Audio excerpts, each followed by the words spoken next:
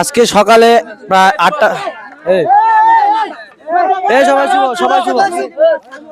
আজকে সকালে 8টার দিক আমাদের Molla Islamic pre cadet school and golden hope school and college KG এবং সপ্তম শ্রেণীর 2জন ছাত্র আর কয়েকজন যাত্রী সহ আমাদের স্কুলে আসছিল।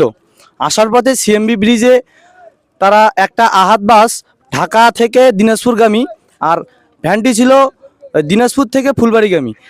তো সিএমবি ব্রিজে ভ্যানটি ছিল সাইডে আর রাস্তা ছিল পুরো ফাঁকা রাস্তা, আর রাস্তা ব্রিজের সাইডে ছিল ভ্যান আর বাস এসে এবং পুরো মুখোমুখি সংঘর্ষ করে একদম আমাদের একটা কেজির বাচ্চা এতটুক ছেলে 7-8 বছর বয়স, তাকে একদম স্পট ডেড করছে। তার মাথা একদম শেষ, কিছু বোঝা যাচ্ছে না। আর হাসপাতালে ভর্তি আছে প্রায় 4-5 জন, তার মধ্যে ওইখানে এখন পর্যন্ত শোনা গেছে নাকি একজন মারা গেছে, 2জন মারা গেছে। এখন পর্যন্ত আমাদের স্কুলের একজন মারা গেছে ছোট বাচ্চা, আর 2জন মারা গেছে সেখানকার যাত্রী ছিল।